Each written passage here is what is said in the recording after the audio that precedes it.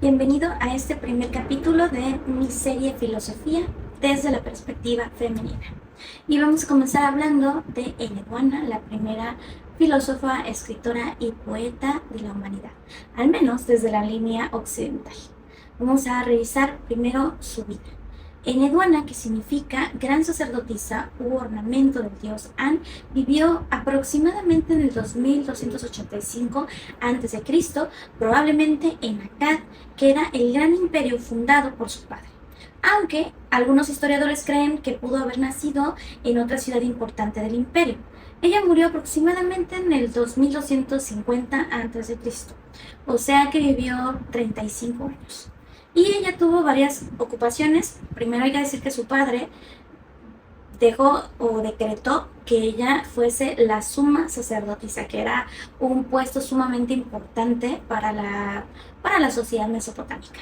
También fue escritora, filósofa, poeta, política, o sea, quiere decir que ella sabía de política, porque ya era una época en donde la política era muy importante, pese a que Mesopotamia fue una civilización bélica. Estos también eran diplomáticos. Y astrónoma ritual. Las mujeres en Mesopotamia le dan mucha importancia al conocimiento de las estrellas. A ellas les llamó muchísimo la atención el ver el cielo y preguntarse cuál podía ser la función de los astros. Como tal, por supuesto que ellas no sabían exactamente que lo que veían en el firmamento eran las estrellas, pero comenzaron a utilizar la astronomía para poderse ubicar, para poder saber cómo estaba el tiempo, cuáles eran los mejores momentos para la cosecha, para la siembra, y todos estos conocimientos fueron atribuidos a mujeres mesopotámicas. También existían mujeres que les interesó muchísimo las matemáticas, porque aquí fue el inicio de las matemáticas tal cual. En Mesopotamia nace no únicamente la escritura cuneiforme, también la contabilidad, porque era importante saber cuánto trigo se cosechaba, cuánto trigo se iba a vender, cuánto había de ganado, cuánto había de... Aquí que comienzan a surgir los primeros impuestos, cuánto vamos a fijar de impuesto, quiénes los están pagando, quiénes no, y si habían deudas, también ver quién le debía a quién, y por supuesto la idea de propiedad. Aquí nace la idea de propiedad, de ver qué territorio le pertenece a cada uno de los clanes. Esto se hizo para poder tener, por supuesto, que un control, y quienes ayudaron a buscar esta manera de llevar una contabilidad y de entender cómo era este mundo matemático fueron las mujeres. Y bueno, ella fue considerada por la mayoría de los historiadores como la primera gran autora de la historia, porque ella fue la primera mujer que firmó sus obras con su nombre. Y por supuesto que ella tenía pues a su favor el ser hija de un rey, que bien pudo el rey no darle este poder, pero se le otorgó, y por eso es que nosotros sabemos de la existencia de sus textos, porque, desconocemos quién escribió otros tantos textos más, que pudieron ser otras mujeres, porque si la hija del rey se le permitía escribir, probablemente en el tiempo en donde ella habitó, se le pudo haber dado la oportunidad a otras más mujeres, pero como no era algo habitual el firmar las obras, por eso es que no existe la certeza de que otras mujeres escribieran, pero de que hay una probabilidad alta, sí, porque en el inicio de Mesopotamia el regimiento, la manera en la que las mujeres se desarrollaban era muy abierta. Ellas tenían pues casi los mismos derechos que los hombres. Realmente la manera en la que las mujeres pierden estas libertades y derechos es con el tiempo, cuando llegan los pueblos semitas, que es la época de Babilonia, mucho tiempo después de Enheduanna. Es cuando las mujeres comienzan a ser vistas como propiedad, como una incubadora prácticamente, porque las mujeres tenían dos propósitos, que era el casarse y el tener hijos. Entonces eso fue ya después. En el inicio de las civilizaciones se le dio mucho respeto a las mujeres, porque las principales diosas, eran femeninas. Por ejemplo, una de las diosas que más sobresalía era Inanna, que era la diosa de la fertilidad, del amor, y ella era la que regía el pensamiento de la época. Por eso es que pues sí, seguramente las mujeres tenían una visión distinta en esta época. Ahora vemos el mundo en el cual ella nació. porque antes de conocerla, pues hay que imaginar un mundo completamente diferente al que tal vez tengamos en la mente. Por ejemplo, cuando hablamos de la antigüedad, yo creo que a muchos se nos viene Grecia, Roma, Platón, Aristóteles, la Biblia, pero en este tiempo la Biblia no existía. Todos estos socráticos, presocráticos, todos estos pensadores tampoco existían. Es más, Moisés ni siquiera había nacido, ni siquiera existían las historias bueno, eran judías, historias de los israelitas. Y ahora sí, mientras en Egipto ya existía un imperio gigante con pirámides, todo el rollo, en Europa seguían viviendo en pequeñas aldeitas sin sentido todavía. Obviamente en Mesopotamia ya habían ciudades, vaya, formales, por eso se dice que fueron las primeras ciudades las que existieron en Mesopotamia, en donde ya tenían bibliotecas, por supuesto que las leyes, los impuestos, el comercio internacional, porque había mucho comercio. En un lugar hacían telas, las telas eran muy importantes porque eran el símbolo de la realeza, el símbolo del poder. La gente a veces se sorprende y dice, es que la moda es algo estúpido. No, mi vida, la moda es el símbolo del poder de la época y de la evolución de ese poder, de la economía, del arte. Bueno, la moda tiene que ver con mucho, hasta incluso con la medicina y con la ciencia y con la tecnología. Entonces, en esta época, la moda era muy importante porque tú, al ver la ropa de una persona, te podías dar una idea de a qué clase social pertenecía de la época. Por supuesto que los observatorios eran sumamente importantes también, y la escritura cuneiforme. Por eso es que se le llama la cuna de la civilización, pero hay que decirlo como es, la cuna de la civilización, pero occidental. Hay que hacer una pausa de hidratación porque estaban haciendo un ruido horrible. A ver si con la edición logro quitar ese ruido, pero bueno, espero que se escuche mejor. Continuamos. También hay que entender qué es Mesopotamia. Significa que era la tierra entre dos ríos, porque se encontraba situada entre el río Tigris y el Éufrates. Por eso es que tanto Egipto, que estaba cerca del río Nilo, como Mesopotamia, eran lugares muy fértiles. Por eso es que esto les ayudó a que su imperio floreciera. Bueno, no su imperio, su civilización, su reino floreciera y tuviese pues tantas cosas. Por ejemplo, pero actualmente, ¿qué es Mesopotamia? También para poder ubicar en dónde se encuentra en este momento, que es el territorio de Irak, parte de Siria, Turquía y también de Irán.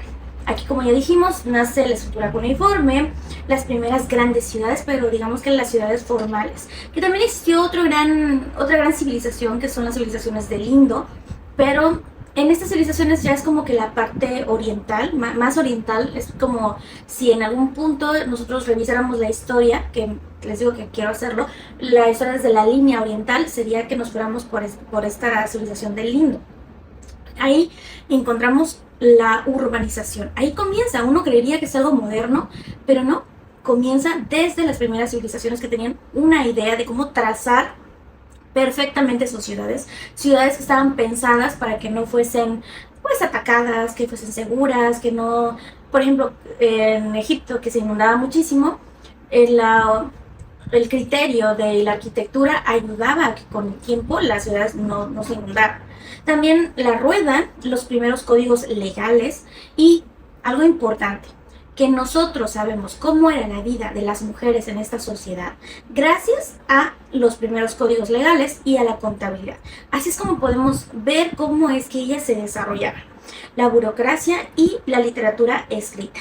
Que esta primera literatura, me encanta decir esto, el primer poeta es Eneduana. Ella es la primera gran poeta que existe en la historia de la literatura. Entonces eso es súper importante y por eso es que ella es la primera de la que estamos hablando. ¿Y quién era el padre de Eneduana? Su padre fue Sargón de Akkad, Sargón I o Sargón el Grande. Este rey fue tan admirado que su nombre, su prestigio, llegó hasta la civilización persa. O sea, así de importante era. Ahora el gran chisme histórico. Sargón tiene una historia que recuerda mucho a Moisés, por eso siempre digo, bueno, no lo digo yo, lo dicen todos los historiadores, que la religión como la conocemos ahorita, la religión, claro, cristiana, la relación que impera en todo Occidente, es producto de influencia de las primeras civilizaciones. La Mesopotamia influenció muchísimo todas las creencias de Mesopotamia influenciaron a Grecia. Por supuesto que Grecia influenció a Roma, pero también influenciaron a pueblos como los israelitas. Las historias de los israelitas son sacadas de las historias mesopotámicas, como es el caso de Sargón I. Su madre lo metió en una cesta porque había una batalla, había una guerra, entonces ella lo coloca en esta cesta, lo dejó flotando sobre un río y luego un jardinero lo encuentra y lo lleva con la gente del poder de aquel tiempo, y así es como él pues se hizo el hombre más importante de todo Mesopotamia. Lo que sí sabemos precisamente, porque esto obviamente es un chisme histórico, es que él conquistó prácticamente toda Mesopotamia y fue el primer gran emperador de toda la historia. Entonces, aquí vemos cómo se asemeja un poquito a la historia de Moisés. Otra historia del espiritual o mitológica que se asemeja muchísimo a la idea de Zeus, por ejemplo, Zeus y Hades, es que tanto Inanna, que era la diosa de la fertilidad, del amor, de la vida, tenía una hermana que ella era la diosa del inframundo, pero no era como tal una diosa mala, porque la idea de que existe un infierno es moderna, esa idea es moderna, no es una idea digamos que espiritual con la que se iniciara la idea del inframundo, de la muerte. La muerte era algo bueno, era la continuidad de la vida, y llegar a la muerte, incluso para muchas de estas civilizaciones, era un gran honor.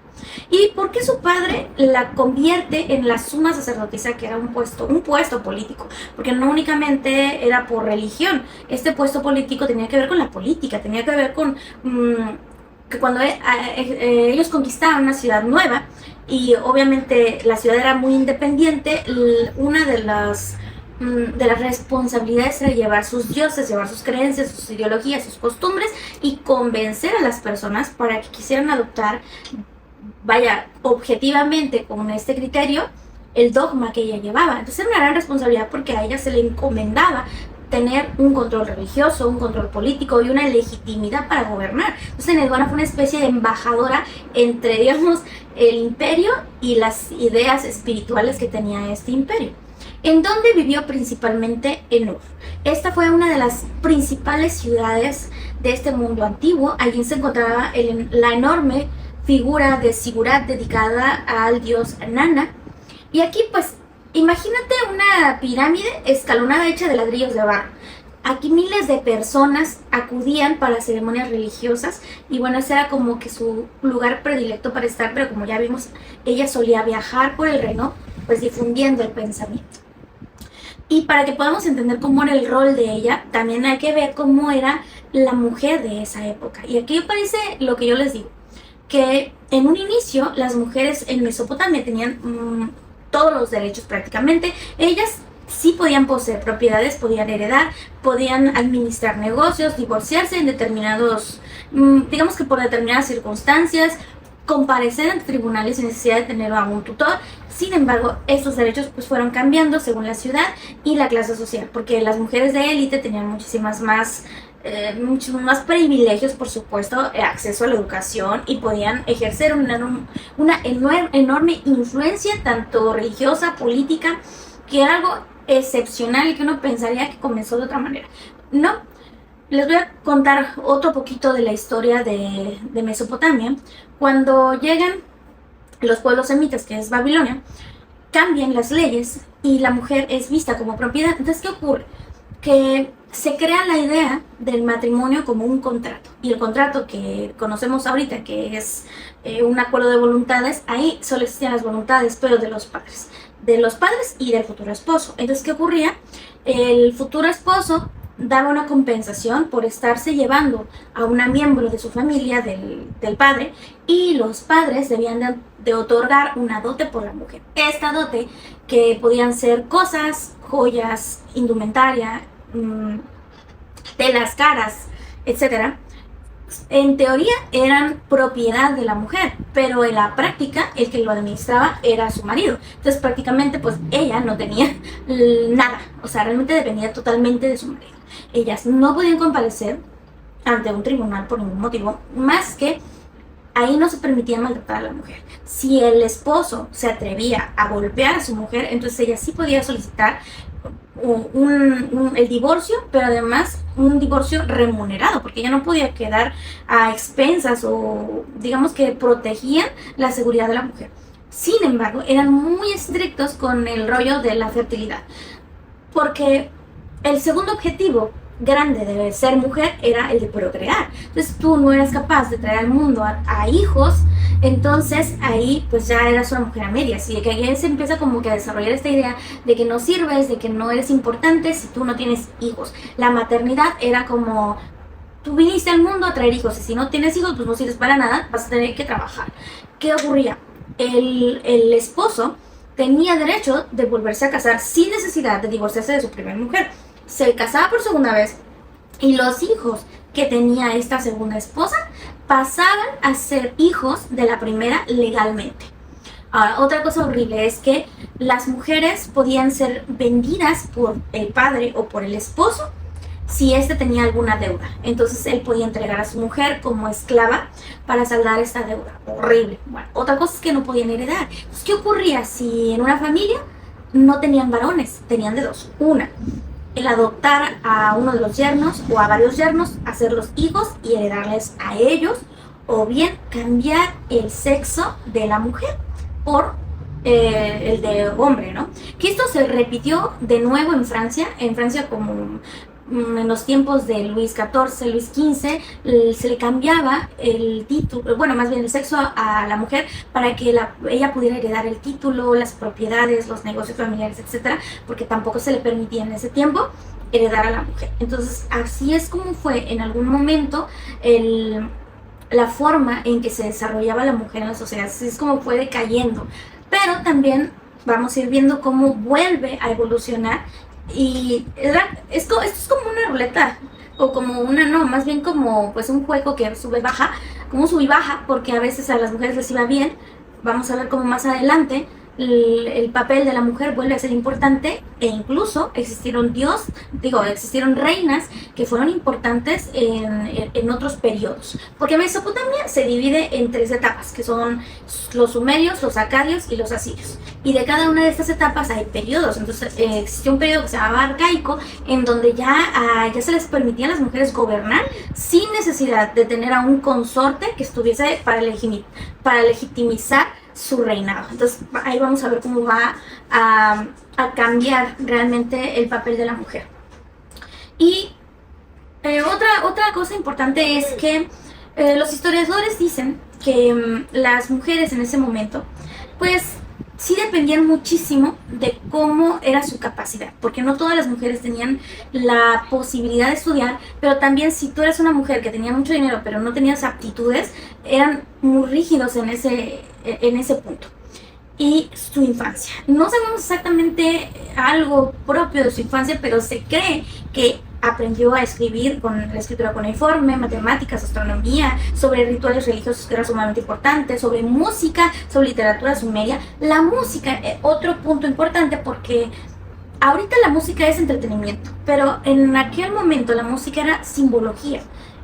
El símbolo de respeto hacia los dioses. Entonces la música que tú escuchabas era símbolo de la espiritualidad de los sumerios, y mucha de la música que existía en aquel momento era se lo dejaban a las mujeres porque eran las que tenían ese toque, esa sutileza, esa feminidad, y que como las diosas eran femeninas, qué mejor que mujeres que enaltecieran el poder de las diosas. Y se creía que era una mujer políticamente muy inteligente, muy culta, sensible, profundamente espiritual y con una fuerte conciencia de sí misma. Y algo extraordinario en sus escritos es que habla de sus propios sentimientos, y que eso era muy poco común. De hecho, conforme veamos el desarrollo de la sociedad, vamos a ver cómo evoluciona esto, y el arte es racional, objetivo.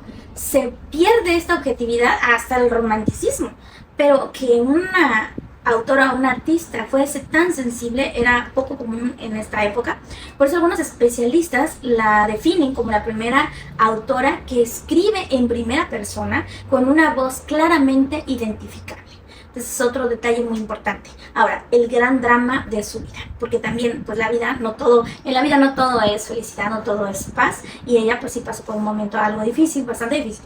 Un hombre llamado Lugal Ane encabezó una rebelión en contra del imperio acadio. Y durante este conflicto, pues Enheduanna es expulsada de su cargo como gran sacerdotisa. Y durante este conflicto, pues ella se sintió muy mal. En uno de sus poemas describe ese momento con un tono profundamente personal. Habla del destierro, de su dignidad, de la esperanza por recuperar ese orden. Y es uno de los primeros testimonios conocidos en los que una autora narra su propio sufrimiento ligado a acontecimientos políticos. Finalmente, ella recupera su poder y es otra vez puesta o le otorgan de nuevo su cargo de suma sacerdotisa. Ahora, un poquito de los chismes históricos. Aunque debemos distinguir entre hechos y especulaciones, también es importante porque los historiadores también lo toman en cuenta, porque es parte de como de, si no tengo mucho de dónde cortar, pues por lo menos me voy por los chismecitos, ¿no? Decían que fue una princesa convertida en figura religiosa, uniendo poder político y espiritual. Se decía que firmó sus obras con su nombre, usó la literatura para legitimar el poder de su dinastía, mostrando que la escritura también podía ser una herramienta política y que su voz era personal. Esto me vas a decir, oye, pero eso no suena muy a chisme. Lo puse como un chisme porque no se tiene la total certeza de que así fuese. Ahora nos vamos por sus obras. Se le atribuyen varias composiciones, que en total son 3. La primera, la exaltación a Inanna Ninmé-Sara. Su obra más famosa, en ella combina oraciones, una tipo autobiografía, una reflexión sobre la justicia, la experiencia que ella tuvo durante su exilio y una esperanza en la restauración de este orden que ella ya tenía en su vida.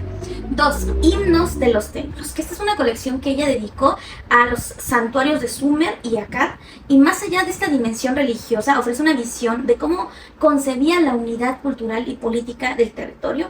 Y 3. Himnos a Inanna, que los himnos en aquel momento eran tipo poemas, entonces también son tomados en cuenta como la primer poesía, que fue dedicada a la diosa del amor, de la guerra y del poder, y en ellos se explora la complejidad de lo divino, pero también combinado con la condición humana. Y nos vamos con las ideas fundamentales de su pensamiento. La primera es que la palabra puede restaurar el orden.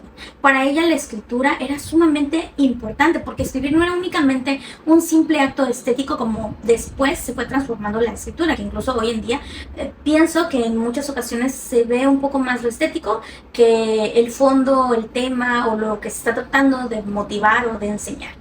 La palabra tenía ese poder y ella estaba muy consciente. Ella decía que cuando el mundo caía en un caos, ya fuese por una rebelión, por una injusticia, por un conflicto que se suscitaba en la sociedad, el lenguaje permitía nombrar el desorden, porque el arte hace eso, lo nombra, pedir justicia y volver a orientar a la comunidad hacia un equilibrio, porque para los de Mesopotamia y para los de Egipto, el equilibrio era sumamente importante y defendían, por supuesto, que en ese sentido se anticipaba a una intuición que aparecerá siglos después en otras tradiciones filosóficas. El lenguaje no solo describía la realidad, también ayudaba a transformarla. Y bueno, aquí podemos citar un ejemplo sencillo, que cuando una sociedad reconoce una injusticia y la expresa públicamente, esa palabra abre la posibilidad a hacer un cambio y lo hemos visto en la práctica. 2. Que el poder necesita legitimidad moral.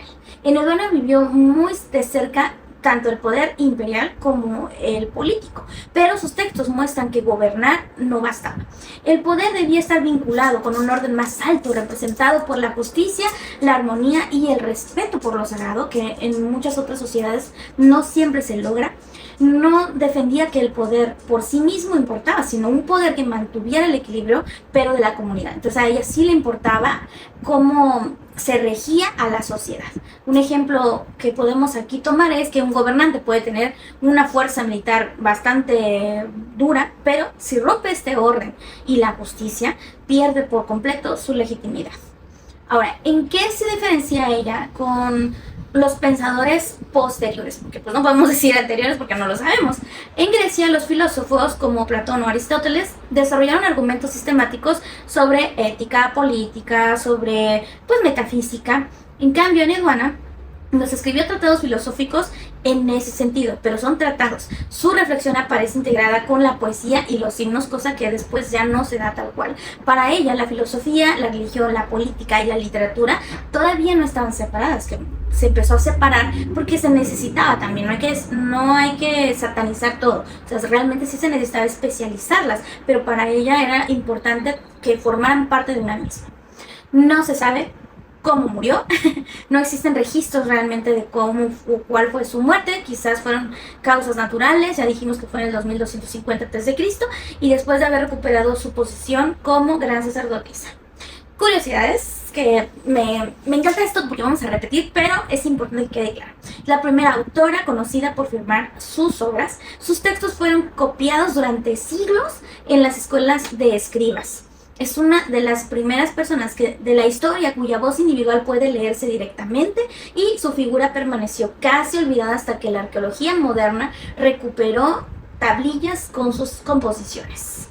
Y de los mitos, ella no solo fue una sacerdotisa y ella no solo era una figura de filosofía que escribió himnos y ya, no, ella verdaderamente tenía un pensamiento y un criterio. ¿Qué pueden leer de ella? La exaltación de Inanna, que es en donde mejor se puede entender esto de su voz personal y poder comprender cómo fue pues un poco de su vida. Y pues aquí es cuando ya nosotros vemos que el tiempo puede pasar, aquí vemos que pasan miles de años y la sociedad sí cambia, evoluciona, pero hay cosas que se vuelven a repetir. Y si nosotros no estamos conscientes de estas actitudes, de estos aprendizajes, entonces incluso en nuestras propias vidas las podemos repetir. Es importante darle visibilidad a estas mujeres que fueron filósofas, que fueron, bueno, no fueron únicamente pensadoras, también escritoras, poetas, artistas en general, líderes, y no olvidarnos que si no hubiera sido por su padre, ella no habría podido llegar a ser quien fue. Entonces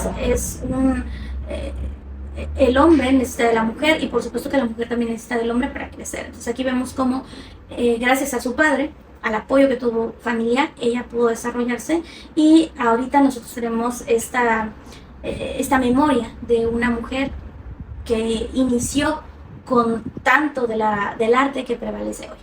Y te pido por favor que no te olvides de interactuar, de comentar, de compartir para que más personas puedan aprender y puedan venir a este canal, porque voy a continuar enseñando. Tenemos todavía 20 mujeres más de estas primeras etapas, que son Mesopotamia, Egipto y Grecia. De ahí nos vamos a ir avanzando. Es un mundo de conocimiento, pero comenzamos con esta etapa. Espero que te haya gustado y déjame en comentarios si piensas que estuvo bien como lo enseñé, qué opinas de Enheduanna, si ya habías escuchado hablar de ella, si te pareció interesante, no sé, lo que tú quieras, o déjame un saludo, pero quiero leerte.